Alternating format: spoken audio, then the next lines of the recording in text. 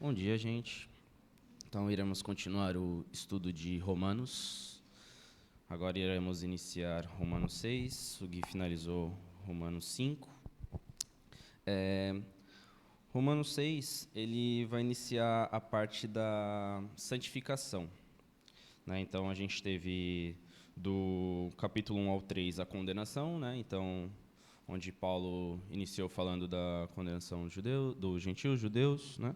Aí depois a justificação, do capítulo 3 ao 5, e do 6 ao 7, ele falará sobre a santificação. Brevemente eu vou falar sobre a santificação. Não necessariamente Paulo vai falar nesses primeiros versículos sobre a santificação em palavras, né?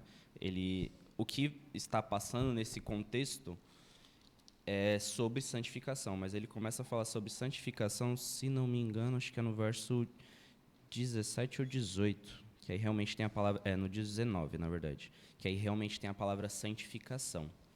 Mas o conteúdo em si, ele significa a base da santificação.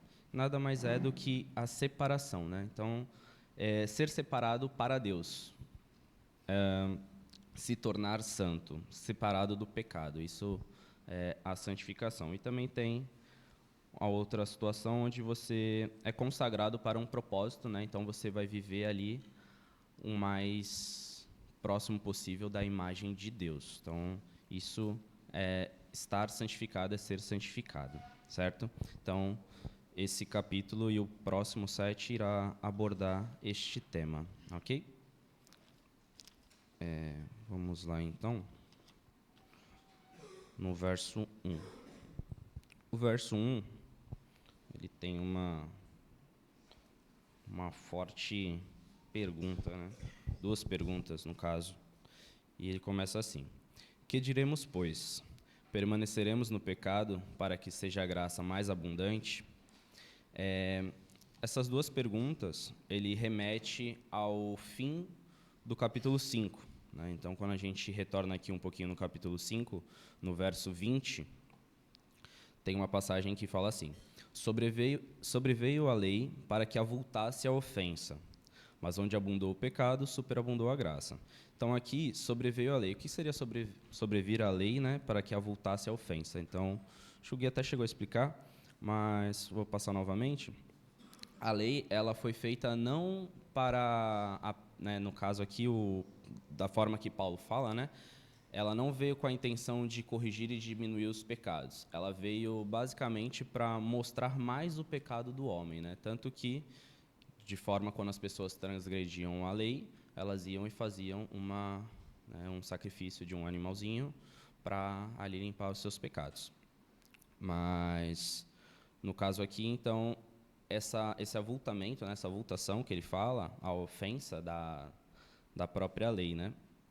E aí é onde começa: o que diremos, pois? Permaneceremos no pecado para que a graça seja mais abundante?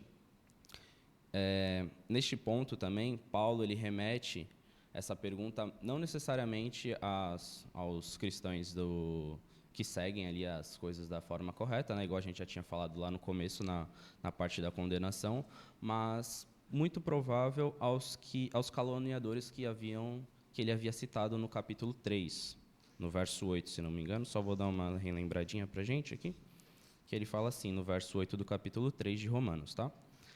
E por que não dizemos, como alguns caluniadores, ou alguns caluniosamente afirmam que o fazemos?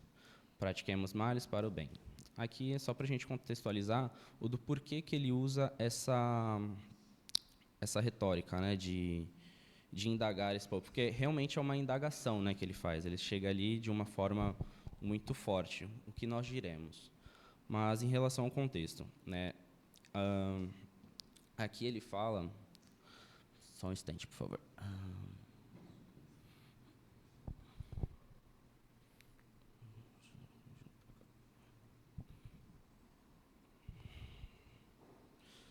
Pedir para vocês abrirem comigo em Judas 1, só para a gente contextualizar o versículo 4. Judas 1, 4, perdão. Aqui só tem um capítulo.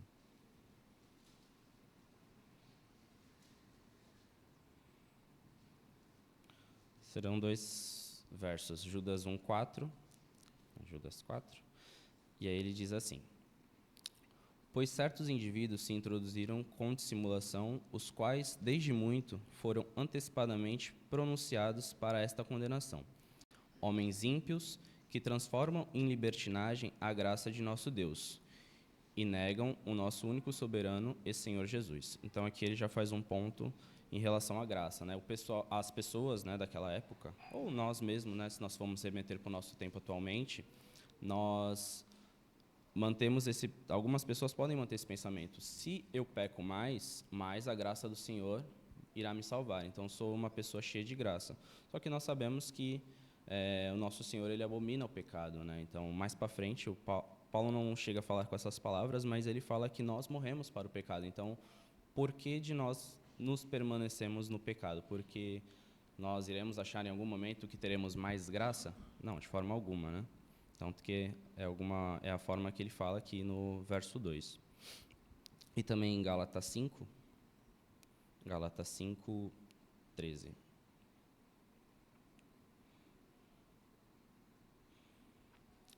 Ele fala da nossa liberdade, mas também de não dar ocasião à carne, né? Porque vós, irmãos, foste chamados à liberdade, porém não useis da liberdade para dar ocasião à carne. Sede antes servos um dos outros pelo amor.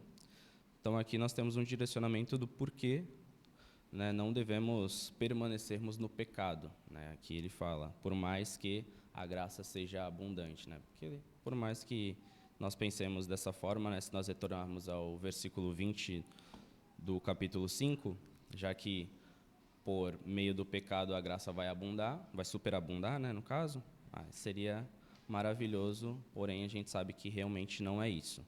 Algumas pessoas podem pensar assim, tem uma certa incoerência, mas realmente, se a gente for analisar, não tem coerência nenhuma, né? Não existe incoerência. Aqui ele só fala de uma forma que realmente a lei veio para mostrar que nós precisamos da graça, né? Que a graça do Senhor é que realmente veio para nos salvar. Vamos seguir para o verso 2. Realmente a gente... E no verso 2 ele responde a própria pergunta, né? Então, o que diremos, pois? Permaneceremos no pecado para que a graça seja mais abundante? Verso 2, de modo nenhum. E aqui ele faz de modo nenhum com uma exclamação, né? A gente não vê muita exclamação na Bíblia, então a gente consegue ver que foi algo que ele falou com uma certa determinação também, né? Não é algo que ele fala de forma branda, é algo com mais firmeza. Então, sim, com muita segurança, que aquilo ali realmente é errado, né? Então ele já passa aquilo, como assim você vai continuar pecando, né? Então não tem, de modo algum você vai fazer isso. De modo nenhum, como viveremos ainda no pecado, nós o que para ele morremos, né? Aqui, no contexto, é onde ele começa a falar de morte, né? De morte de seus sinônimos, né? Não apenas de morte em si, mas da morte, de nós morrermos, de nós estarmos mortos, da morte de Jesus. E ele vai seguir nesse pensamento até o verso 11, falando sobre a morte de Cristo e a nossa morte junto a Cristo. Aqui também, nesse verso, a gente consegue tirar algumas outras situações. Só um instantinho. Também é um ponto onde ele vai começar a falar diversos motivos dos quais nós não podemos pecar. Tem esse outro ponto. Isso daí a gente vai elencando nos outros versículos mais para frente.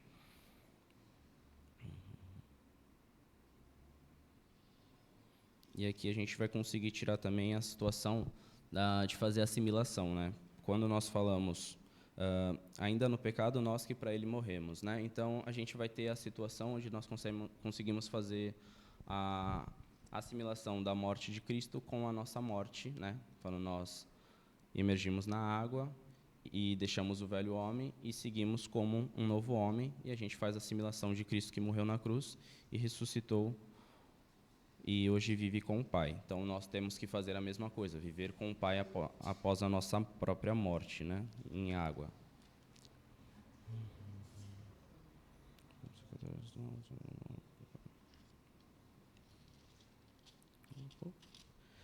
Verso 3. Ou porventura ignorais que todos nós que fomos batizados em Cristo Jesus, fomos batizados na sua morte? Aqui Paulo inicia esse questionamento, e esse questionamento é o que realmente eu queria falar do verso 2, né? Eu vou usar o 3 e o 4 só para eu conseguir contextualizar de uma forma mais clara. Então ele fala assim: ou porventura ignorais que todos nós que fomos batizados em Cristo Jesus, fomos batizados na sua morte? Fomos, pois sepultados com ele na morte pelo batismo, para que, como Cristo foi ressuscitado dentre os mortos pela glória do Pai, assim também andemos nós em novidade de vida. Essa novidade de vida é muito importante para nós no segmento, mas eu vou pedir para vocês abrirem comigo em 1 Coríntios, no verso 3. Diz assim, 1 Coríntios, versículo 3. 15, perdão. Capítulo 15, versículo 3. Perdão.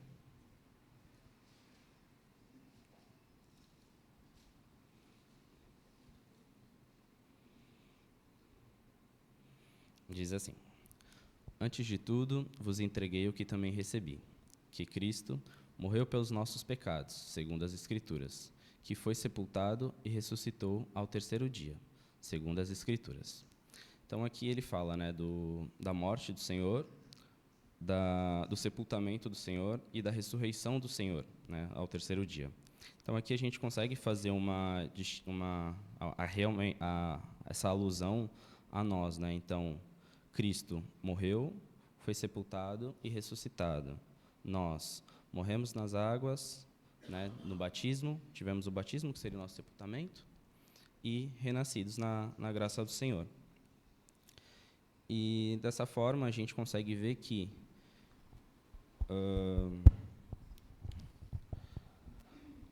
e da mesma forma que Jesus ele foi pago. Uma coisa que todo cristão, logo que se batiza, devia ter essa consciência que você está falando. A parte mais importante é viver em novidade de vida. Viver em novidade de vida é viver uma vida nova. Esquece das coisas que para trás ficaram. O pecado, o modo de viver, o ponto de vista que você tem para com o mundo, o ponto de vista que você tem para com a vida, mas uma nova vida, né? Porque Jesus Cristo, quando ressuscita, uma nova vida, puro, santo, imaculado, ao lado de Deus, salvando todo mundo. O cristão, ele tem que ter consciência que quando ele se batiza e ele sai das águas, ele tem que viver em novidade de vida, porque senão ele cai na mesma coisa que você falou antes. Eu vou pecar mais? Não existe pecado. Pode ser que você caia, mas isso vai ser um acidente, não pode ser o natural. O natural é não pecar. E a graça é abundante porque você tem uma segurança, entendeu? Que por mais que você caia, a graça vai te salvar. Mas isso não pode ser uma segurança para o pecado, mas sim para uma novidade de vida. No verso 2 eu até esqueci de falar que realmente ele passa isso, né? Como ainda viveremos no pecado, nós que para ele morremos. No verso 2. E é o que o Adalto acabou de falar, né? Nós, como cristãos, não é que nós não podemos pecar, nós não devemos pecar, né? Então tem a diferença do poder e do dever. Nós não devemos, nós podemos. Infelizmente nós podemos errar, né? Estamos ali suscetíveis a isso, né? Mas realmente nós não queremos e nós não devemos fazer isso se nós realmente queremos viver uma vida nova, né? Porque a partir do momento que nós estamos ali vivendo no pecado, nós estamos alimentando o velho homem, né? Não que o velho homem vai voltar, porque a partir do momento que nós nos batizamos, nós não nos desbatizamos, né? Então a gente não volta a ser desbatizado, né? Então a gente não vai voltar antes disso. Pode falar aqui. Ô, Léo. Tá com o Léo.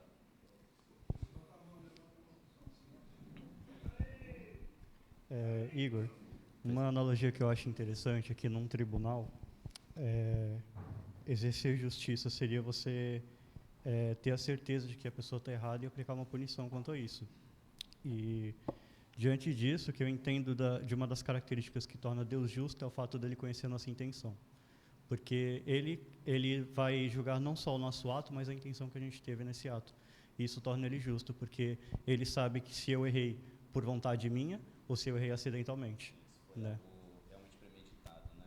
Então é como se a gente colocasse ali a morte, né, de alguém, tanto que tem um homicídio culposo e o doloso, né? Então não tive intenção de matar e com intenção de matar. A gente consegue realmente ver essa situação.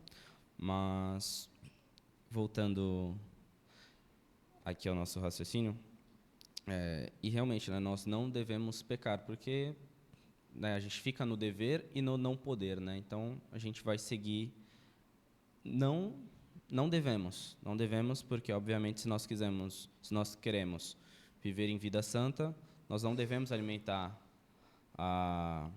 o nosso velho homem, né? E como eu havia dito, a gente não consegue desbatizar, a gente não consegue voltar ao que nós éramos antes de ser batizado, né? Nós estaremos sempre ali com o Senhor, porque tem aquele ponto, né? Não é o Senhor que se afasta de nós, somos nós que nos afastamos do Senhor quando nós estamos em pecado, né?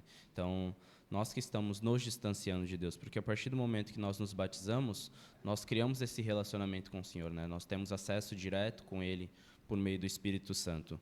Então, este é um ponto muito importante, né, do batismo, que é onde a gente começa a falar disso em santificação, né? Porque é quando nós nos separamos do pecado e realmente começamos a viver para Cristo, para Deus, né? Nós temos essa conscientização. Então, acho que esse é um ponto muito importante.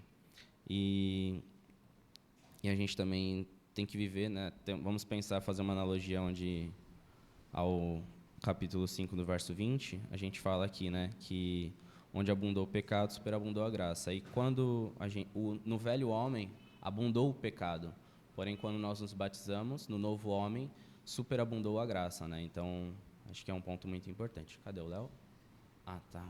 Essa questão da morte, né, da morte para o pecado e do pecado deliberado, eu vejo como uma questão de que você falou, consciência, porque você erra e você tem consciência de que você está errando.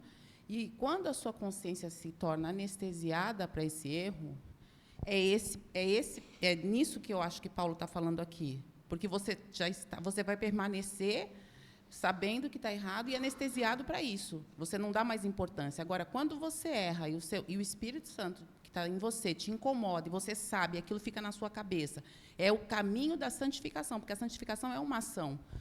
É progressiva, né? Então, quando você tem a consciência cauterizada para o pecado, aí sim é que você está permanecendo no pecado.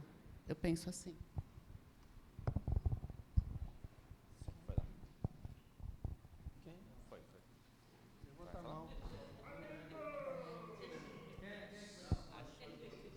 Pode continuar, pode.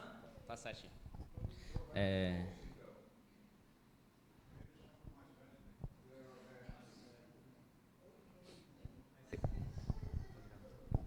que essa ideia, né, que vão pecar, vem muito daquela ideia que as pessoas criam dentro da Bíblia, né? Deus te aceita do jeito que você está. É verdade. Mas isso não quer dizer que você tem que permanecer como você estava, né? É o que o Adalto falou, é uma transformação de vida. Então a gente vem para Cristo cheio de pecado, cheio de erros, somos batizados, lavados, mas você tem que mudar de vida. Se você continuar como estava, você só tomou um banho, você não passou pelo batismo, né? E infelizmente muitos cristãos, né, com o tempo vão começando com essa ideia, né? Não, Deus me aceita, Deus entende, realmente entende que você é um pecador que não quer se arrepender e vai ser condenado, né? Esse é um ponto que até a gente falou, né, no começo do estudo, da condenação. Então, eles tinham seus, né, tanto os gentios quanto os judeus, eles tinham seus pecados cativos, né? Então, aquele pecado que eles faziam com consciência, eles sabiam que eles estavam pecando.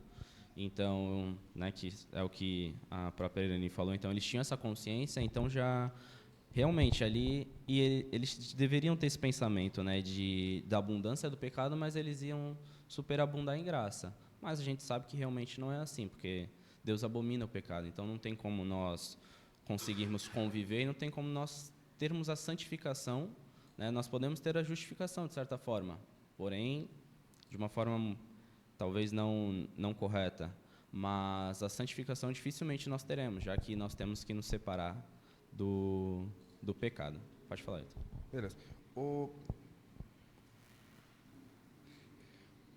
A evolução, eu acho a evolução, e você está fazendo isso bem, o Gui fez bem no último capítulo, a evolução às vezes parece meio preguiçosa, no sentido de que a gente olha aqui, e eu acho que todo cristão vagal, todo cristão que não quer ser cristão de verdade, ele gosta muito do final do capítulo 5. Porque ele fala que onde existe o pecado, a lei é o pecado, e Cristo veio, e assim como Adão trouxe o pecado, Cristo traz a salvação. E a gente ama isso. Porque a partir do momento que Cristo traz a salvação para o pecado, a gente fica, então, se eu tenho dívida e vai ser paga, eu posso fazer a dívida que eu quiser. E aí a gente para no capítulo 5.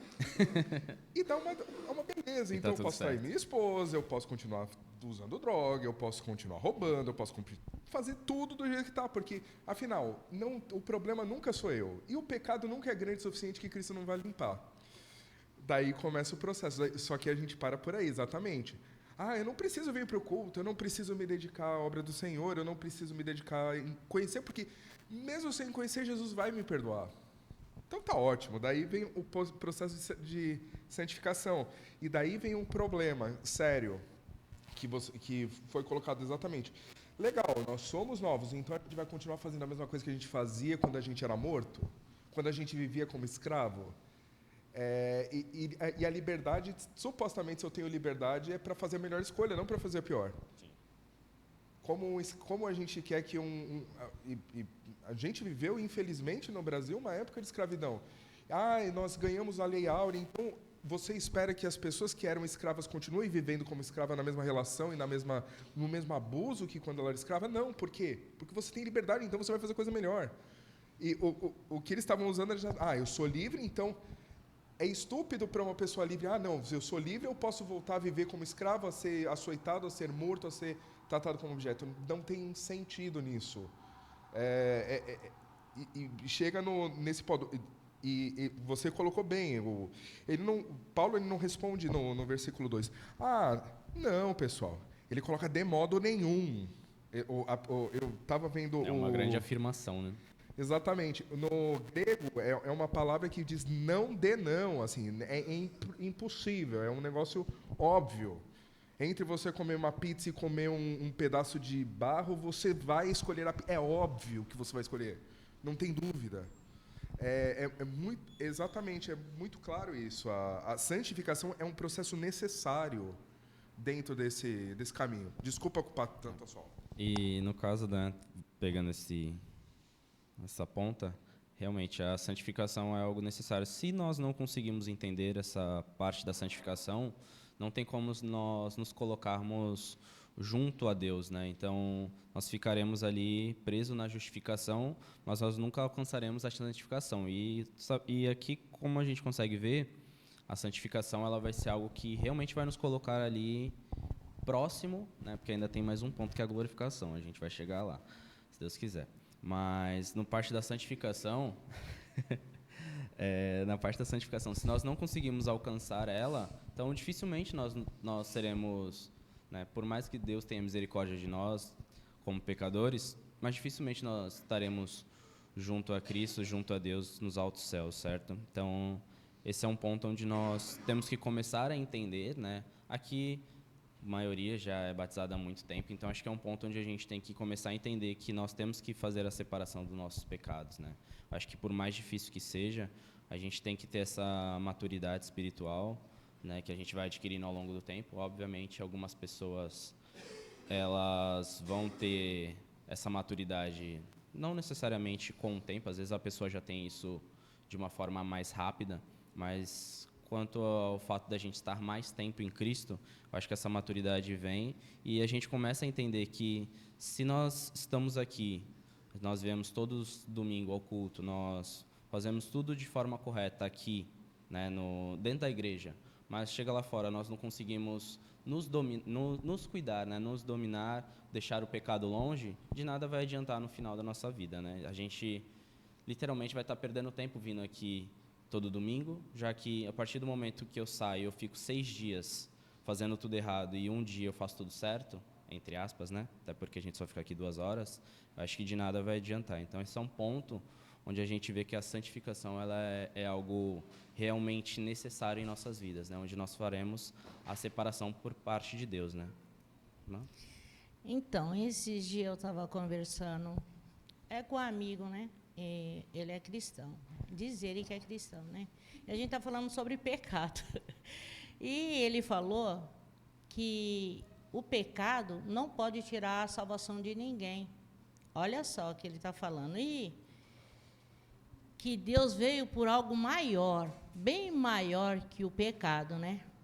Então, tipo, que a pessoa pode pecar à torto e à direito, da hora que acorda até a hora de dormir, e a salvação para essa pessoa é certa, né? Porque senão o pecado seria maior que Cristo, né? Que Cristo. Daí eu falei para ele, agora você para e pensa o céu cheio de pilantra, igual você. Cheio de tarado, cheio de ladrão, cheio de assaltante, de pedófilo. Penso que maravilha que é. Então, aí os pilantras vão tudo para o céu, e as crianças? E os débeis mentais vão para o inferno. E as crianças vão para o inferno, e vocês vão para o céu. Não tem como isso. Eu sei que foi uma briga acirrada de nós dois, sabe, por causa do pecado. Porque não tem como a pessoa pecar até umas horas e querer ir para o céu. Porque, senão, quem que vai para o inferno? Quem não peca? Quem se arrepende vai para o inferno. Entendeu? Ele, como cristão, ele tem uma visão estranha, realmente. Mas, realmente, é um ponto onde a gente consegue ver, né, que não tem como nós vivermos em pecado, né, sem arrependimento, ainda mais se ele viver assim até o fim da vida dele, né, até o último suspiro dele. Sim. Ainda mais quando é algo premeditado, né, algo que você realmente faz ali por querer, não é um momento de emoção, um momento de raiva, de fúria, que você acaba perdendo o controle, né? Então, é algo bem premeditado. Aqui, só para a gente concluir o verso 3 e 4, tem 2 versículos que eu gostaria de ler, que seria Colossenses capítulo 3, do verso 1 ao 4. Então, só para a gente voltar aqui, no verso 3 e 4, vou ler novamente, só para a gente retomar. Ou porventura ignorais que todos nós que fomos batizados em Cristo Jesus, fomos batizados na sua morte? Fomos, pois sepultados com ele na morte pelo batismo, para que, como Cristo foi ressuscitado dentre os mortos, pela glória do Pai, assim também andemos nós em novidade de vida. E a gente consegue ver em Colossenses um direcionamento, né? Portanto, se fostes ressuscitados juntamente com Cristo, buscai as coisas lá do alto, onde Cristo vive, assentado à direita de Deus. Pensai nas coisas lá do alto, não nas que são aqui da terra, porque morrestes e a vossa vida está oculta juntamente com Cristo, em Deus. Quando Cristo, que é a nossa vida, se manifestar, então vós também sereis manifestados com Ele em glória. Então aqui a gente consegue ver um direcionamento, né, referente a quando você está em Cristo, né, como que nós devemos seguir. Nós temos que pensar somente nas coisas do alto e não nas coisas terrenas, né? Então nós temos que ter esse cuidado conosco. E em Efésios 2, no verso 1, diz: Ele nos deu a vida, estando vós mortos dos vossos delitos e pecado. Então, aqui nós temos o quão significante é a morte do nosso Senhor para nós, certo? Ela nos dá vida mesmo após a nossa morte e a morte de Cristo. Verso 5. Deixa eu só ver que horas são. Ô Igor, Bom dia. eu acho que só uma pequena passagem que eu acho que cabe dentro desse contexto, voltando a falar um pouquinho sobre o pecado. Eu acho que em todas as atitudes a gente tem que ter Cristo como exemplo. E no livro de João, no caso da mulher adúltera, ele é bem claro. Ele fala: eu não te condeno, mas ide e não pecai mais. Então, eu acho que a gente tem que tomar isso como exemplo, né? Não é que a gente não venha a pecar, mas tentar o máximo, né? Dar nosso máximo para que isso não aconteça. Sim, e ali, se a gente for olhar também, naquele momento ainda não tinha o batismo com o Espírito Santo, né? Então, ali ela já foi perdoada de certa forma, né? Mas não da forma que nós fomos, mas de uma forma diferente. Mas a gente consegue ter uma assimilação que a partir do momento que ela se conectou a Jesus, né? Que é a forma como nós nos conectamos por meio do batismo, ela se arrependeu e seguiu a vida dela sem pecado. Mas é uma ótima forma.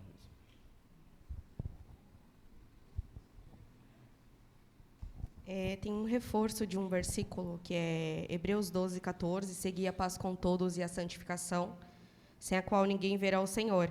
Então, existe a condição para você ver o Senhor, é a paz com todos e a santificação. Então, é algo que não dá para ser ignorado.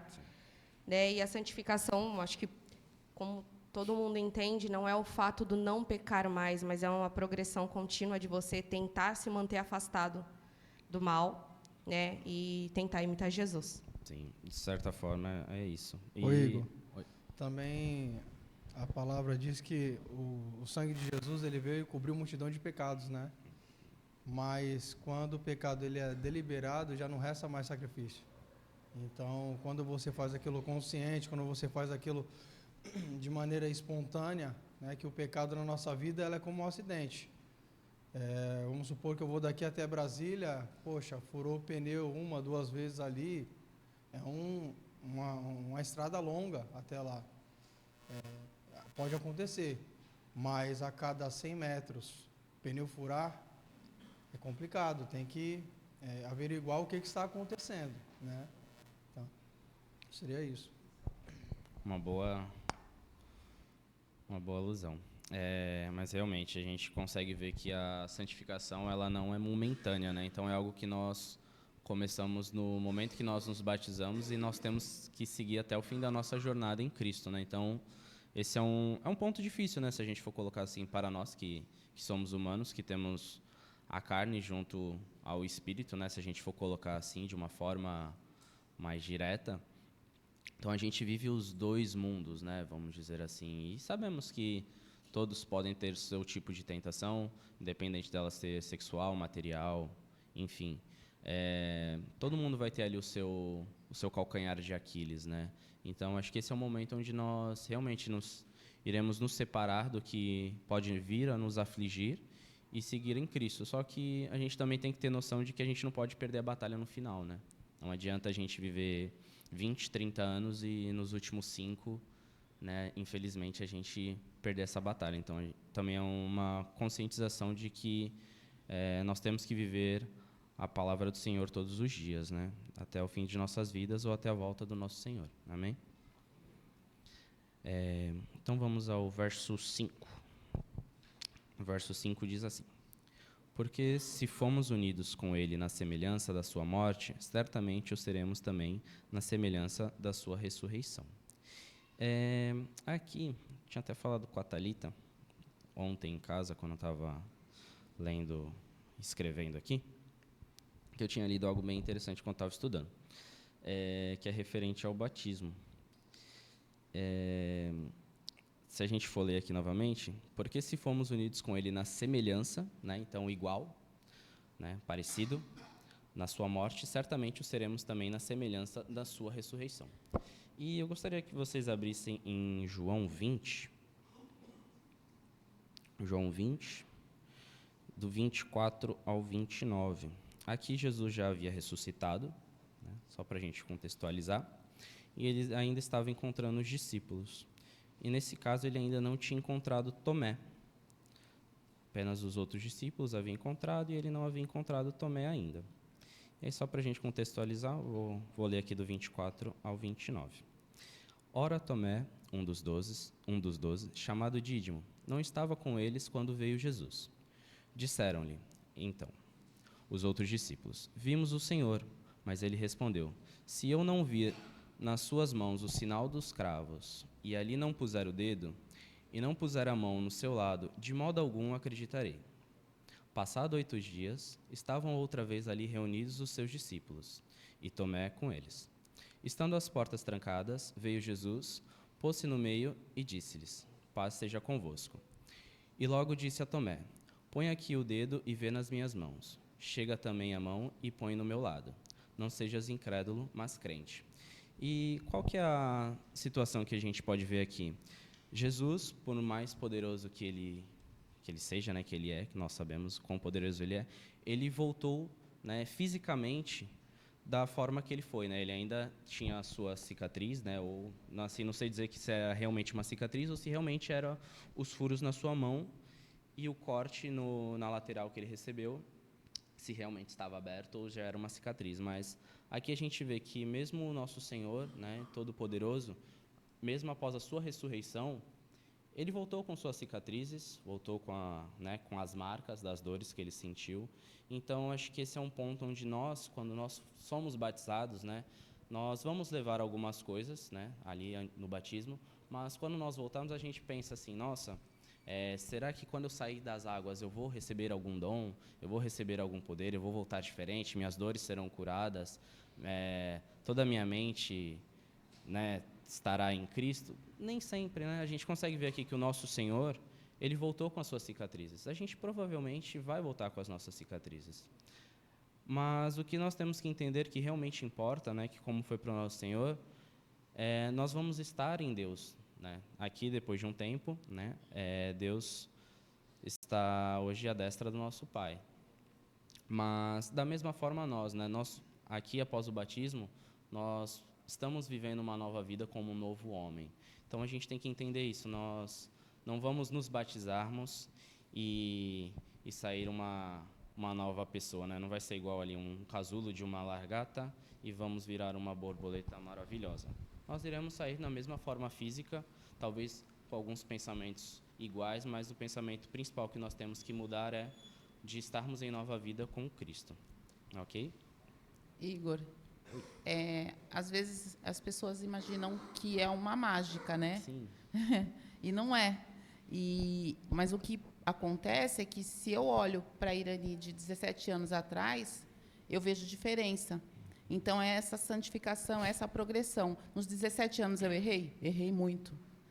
Me arrependi também, pedi perdão. Mas é um percurso, é uma caminhada. E nessa caminhada você vai soltando, deixando aquilo que não te faz bem e vai se aproximando e se assemelhando mais a Cristo.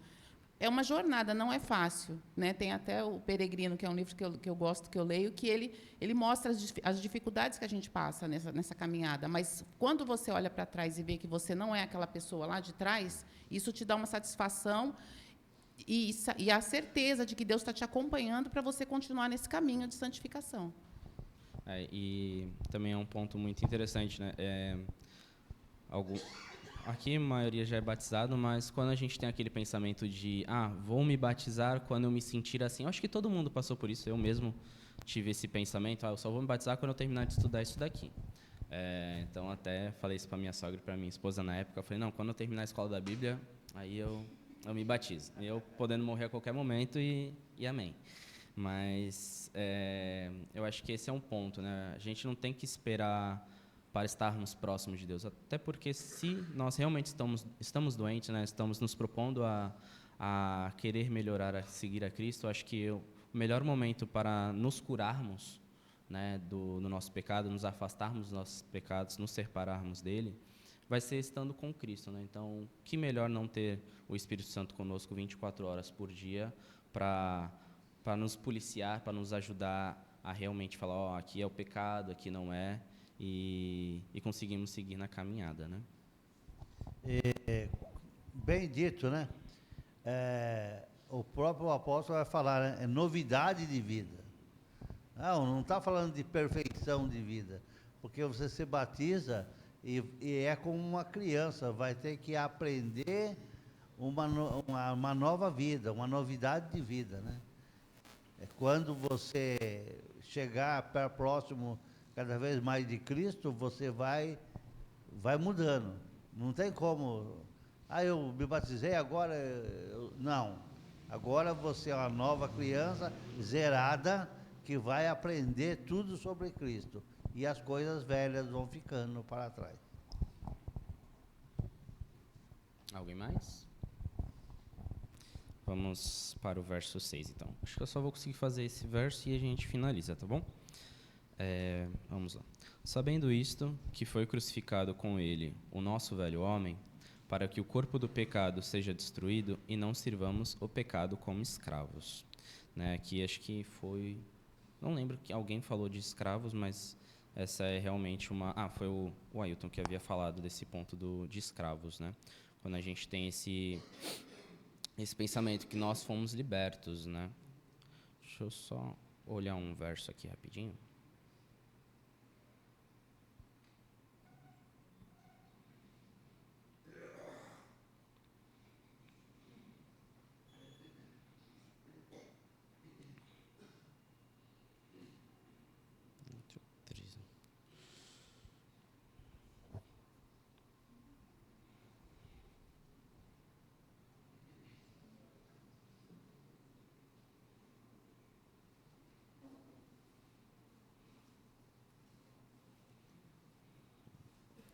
Então, novamente, sabendo isso que foi crucificado com ele o nosso velho homem, para que o corpo do pecado seja destruído e não sirvamos o pecado como escravos. E aqui a gente vê, então, que ele fala, que o nosso corpo, né, o nosso velho corpo, né, no caso, nosso velho homem, ele foi destruído. E a partir do momento que nós nos batizamos, quem vive em nós é Cristo, né? Então, eu pedi para vocês abrirem Gálatas 2:20, para a gente acompanhar. Gálatas 2:20 diz assim.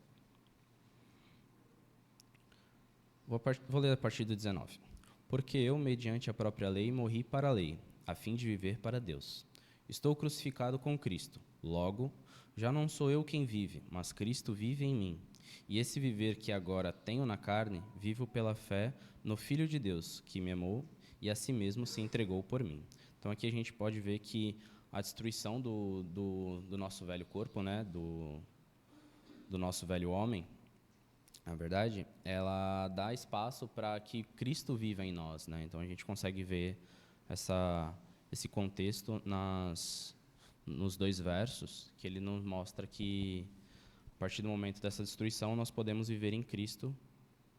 E também tem aquele ponto, né? Não alimentar o velho homem com o pecado novamente, né? Porque por mais que nós estamos em Cristo, nós não podemos seguir junto com o pecado. Eu vou finalizar aqui que o 7 ele está atrelado aos outros versículos e a gente não vai conseguir terminar antes da hora, tá bom? Muito obrigado, irmãos. Agradeço a paciência de todos e nos vemos semana que vem, se Deus quiser.